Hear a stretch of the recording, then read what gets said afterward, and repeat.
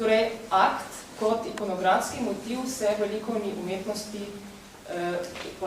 pojavlja že od vsega začetka, od prazgodovine. Spomnimo se na že prej omenjeno Willendorfsko Venero. Namreč žensko telo je bilo vedno simbol plodnosti, lepote, nekaj idealnega.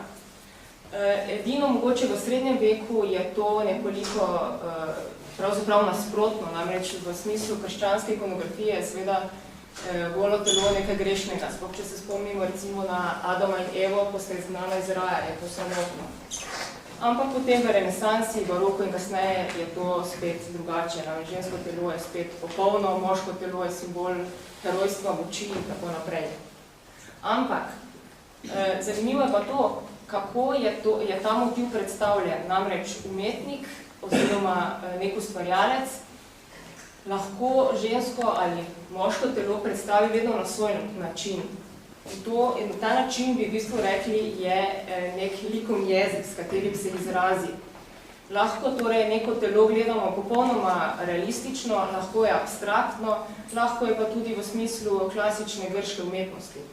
Zato tudi pri Janezu Kristovcu vidimo aktov ogromno, ampak so si med seboj precej različni.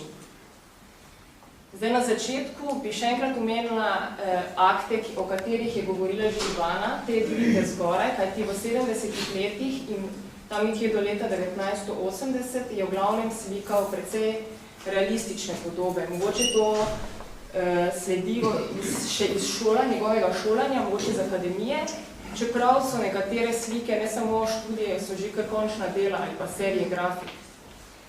Zato bi je posebej izpostavila prvo sliko zgore na levi, to je sedeča ženska v brezprostorju, kjer vidimo, kako fino je upodobil v bistvu zamišljeno žensko z popolnoma sproščenim telesom in vse skupaj je to v bistvu znal prikazati v eni zelo, mogoče malo manj znani tehniki grafike Vernu.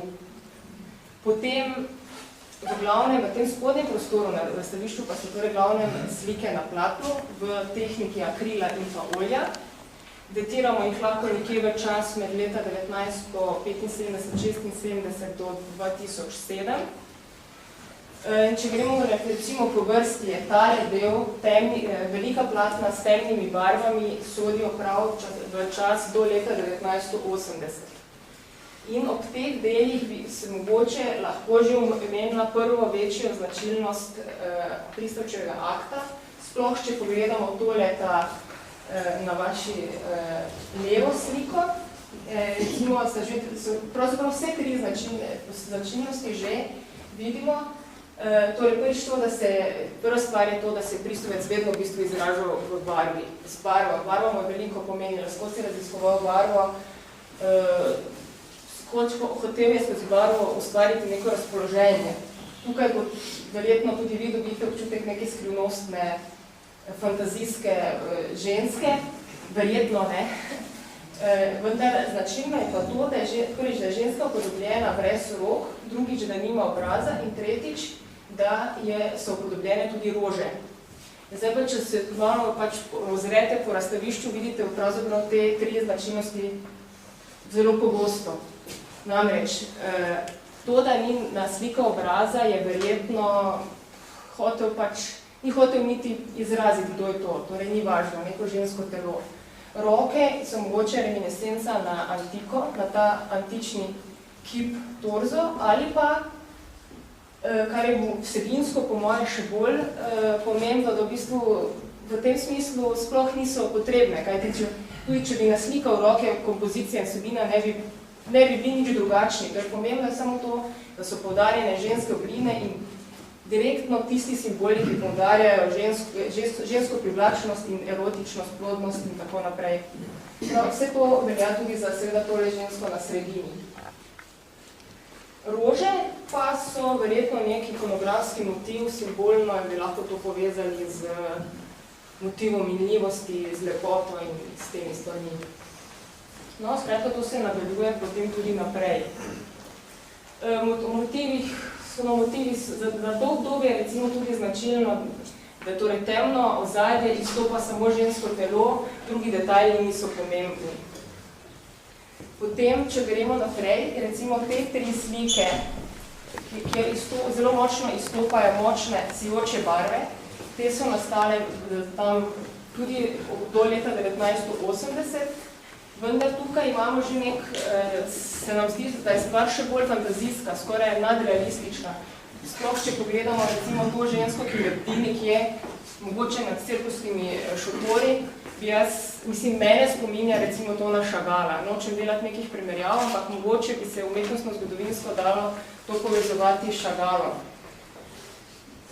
Potem imamo tale sklop slik, za katere lahko lepo rečemo, da sodijo že v 80 do leta 90. Tukaj pa opazimo, da je telo že dosti bolj realistično, mogoče celo naturalistično, oziroma, če povem po domače, takšno telo bi lahko res našli.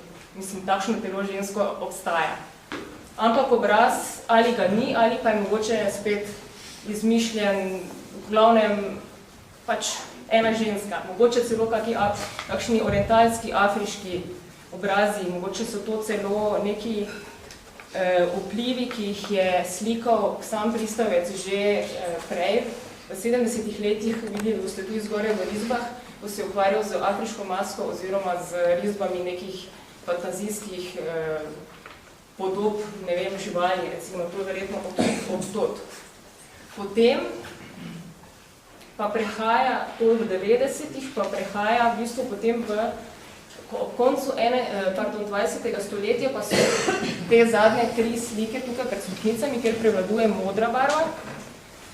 Tukaj bi pa lahko likovno mogoče rekli, da gre za malo bolj celo mogoče impresionističen način slikanja. Sploh tale prva slika, kjer vidimo avtoportret Janeza Pristavca, kako slika 2 ženski na travniku. Značilno je pa tudi to, da v tem obdobju ne samo akte, ampak tudi druge motive, recimo te mitološke motive, biblične motive ali pa ne vem, neke figure, harlekine, klovne slikal na ta način. Namreč zdi se, da je to telo nekam gibčno, skoraj popolnoma gimnastično, ne vem. Ampak spet ta značilnost obraza, sploh pri tistem skupinskem aktu, pri predzadnji sliki, vidimo, da se skozi pojavlja en isti obraz. V bistvu zelo enostavno obraz. Oči in usta so komaj nakazani in pa poudarjene so te neke čudne zabuhle rdeča lica.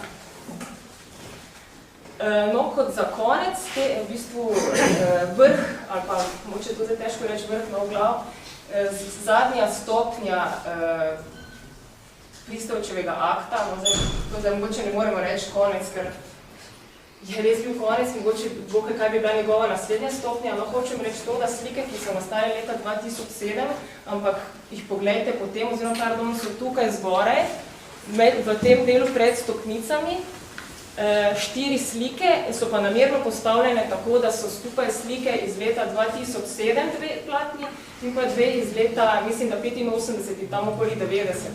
To je namerno, zato hočemo pač pokazati, da se je vrnil z načinom slikanja 20 let nazaj, spet močna barva, malo bolj realistično telo in tako naprej. Za konec torej lahko rečem samo to, da ponovim samo to, da je verjetno akt samo ena od motivov v velikem opusu Janeza Pristavca, s katerim se je skušal izražati skozi barvo in ustvariti nek likovni jezik, s katerim je skušal ujeti to minljivo ali pa tudi neskončno lepoto človeškega, verjetno predvsem ženskega telesa. Hvala.